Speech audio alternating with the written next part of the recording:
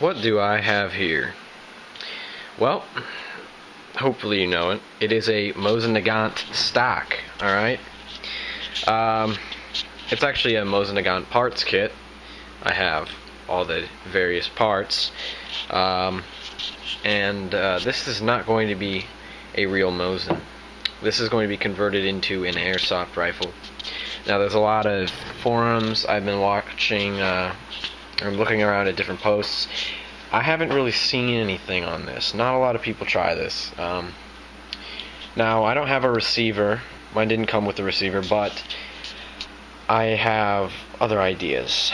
Let me tell you, I've run into a ton of problems so far, even just starting off. Alright. My first issue, which was kind of a big issue, is that this is a steel tight bore. It does not fit into the barrel, okay? So what did I do? Now, I haven't completed, but I'm thinning out the barrel, alright? Yes, you can thin it out and still have it pretty sturdy, okay? And it does fit. Of course, this is a bad angle to do it, but trust me, it fits. And I just need to go all the way down. Now, how did I do that? Well, if you look over here,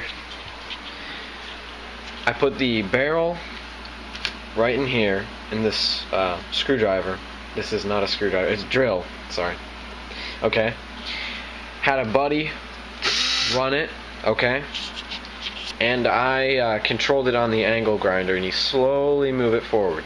Alright, I tried a Dremel, but progress was incredibly slow, and it took us 20 minutes to do this much.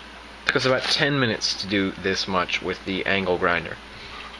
I do not recommend you do that by hand because it will take forever.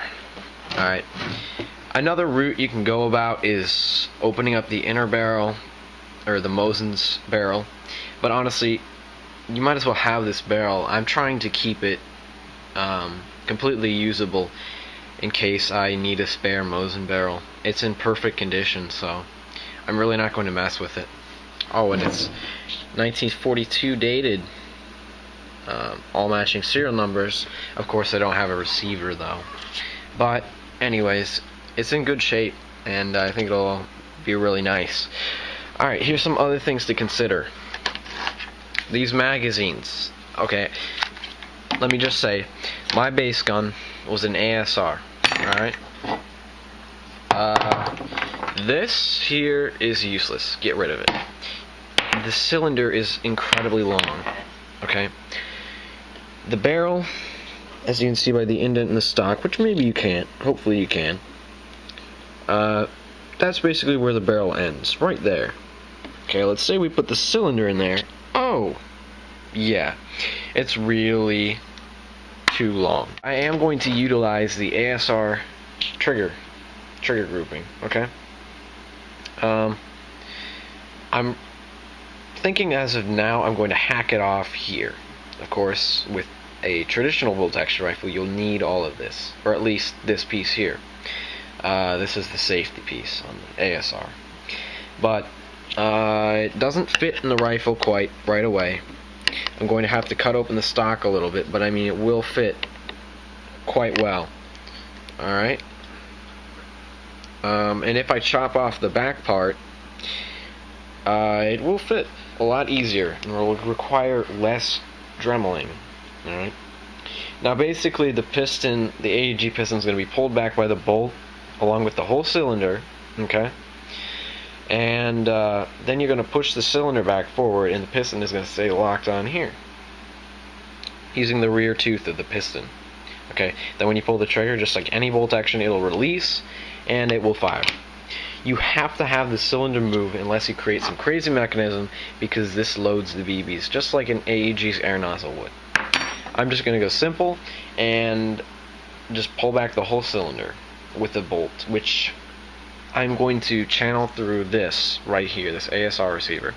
I'm going to cut it to look more like a Mosin Nagant receiver, and what's awesome here is that the Mosin's barrel fits in relatively well. Now I can wrap some tape around it, a good bit of tape, to get a tighter fit. Alright? Heck, if you have the materials, you can thread it. Of course, you'll have to add some material to it. I doubt that's very easy or even possible, but hey, yeah, I mean, do whatever you want. I will be cutting off some of these parts this here. I don't need this to hold my trigger assembly. I'm going to make it as small as I can to make it easy to put in the stock. Well, like I was saying before, these magazines are pretty much useless now. With how high that stands, it's going to have to be lowered, and it will be sticking out of the bottom of the stock.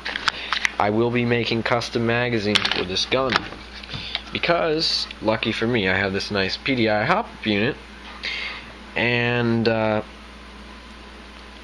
strangely enough, it rests right above the Mosin Nagant magazine with my setup. So I'm going to modify this to, bear with me, to house some sort of custom magazine, and then I'll make a couple and just reload like that. Okay?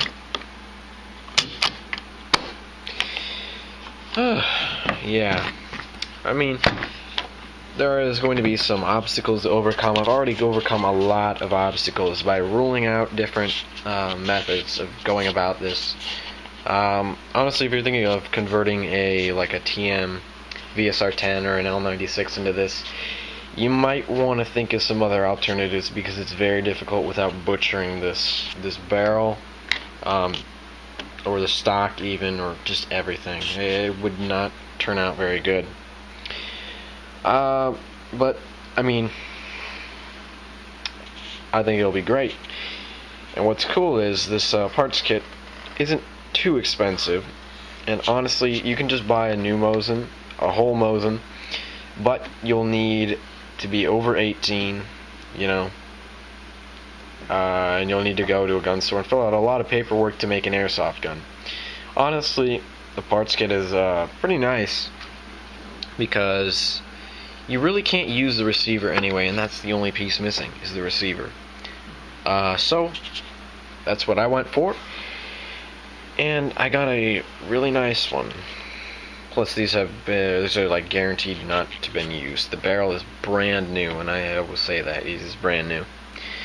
But anyways, I will keep doing updates to this. Maybe make a tutorial video. But honestly, this is my first time going about it, so I'm not going to do everything right.